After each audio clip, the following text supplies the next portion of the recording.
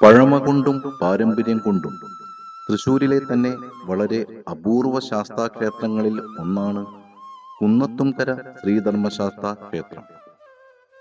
ഏകദേശം 500-ൽ പരം വർഷങ്ങൾക്ക് മുൻപ് കടുത്ത ശാസ്താഭക്തനായിരുന്ന ശ്രീ ചാത്തുക്കുട്ടി മുത്തപ്പൻ തന്റെ ഉപാസനമൂർത്തിയായ ശാസ്താവിനെ ശബരിമലയിൽ പോയി തിരിച്ചും വരും വഴി പമ്പ നദിക്കരയിൽ നിന്നും പ്രത്യക്ഷനായ ശാസ്താ ചൈതന്യത്തെ കുന്നത്തുംകരയിൽ വന്നു കുടിയിരുത്തി എന്നാണ് ഐതിഹ്യം.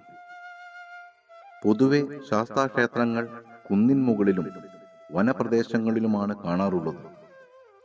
കുന്നുകയറി എത്തിയ കര ആയതുകൊണ്ടാകാം ഈ പ്രദേശത്തിന് കുന്നത്തുംകര എന്ന നാമം ഉണ്ടായത്. ഈ ക്ഷേത്രത്തിലെ പ്രധാന വഴിപാടുകളിൽ ഒന്നാണ് നീരാഞ്ജനം. ശനിദോഷ നിവാരണത്തിന് നീരാഞ്ജനം വഴിപാടിനുമേൽ ഒന്നുമില്ല. ശനി വരാത്തവരായി ആരുമില്ല.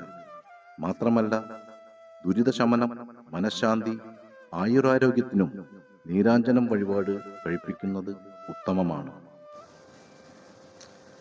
ക്ഷേത്രം മേൽശാന്തി ശ്രീ മംഗലത്ത് ഇല്ലം നന്ദൻ നമ്പൂതിരിയുടെ കാർമ്മികത്വത്തിൽ എല്ലാ ശനിയാഴ്ച ദിവസങ്ങളിലും ഇവിടെ നീരാഞ്ജനം വഴിപാടുകൾ ഭക്തർക്ക് കഴിപ്പിക്കാവുന്നതാണ്.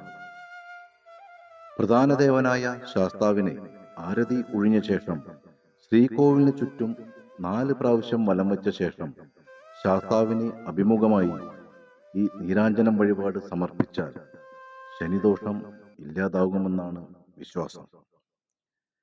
തൃശൂരിലെ പറവട്ടാനിയിൽ നിന്നും ഏകദേശം 700 മീറ്റർ ഉള്ളിൽ നിലകൊള്ളുന്ന ഈ ക്ഷേത്രത്തിലേക്ക് എല്ലാ ഭക്തജനങ്ങളെയും സ്വാഗതം ചെയ്തുകൊള്ളുന്നു.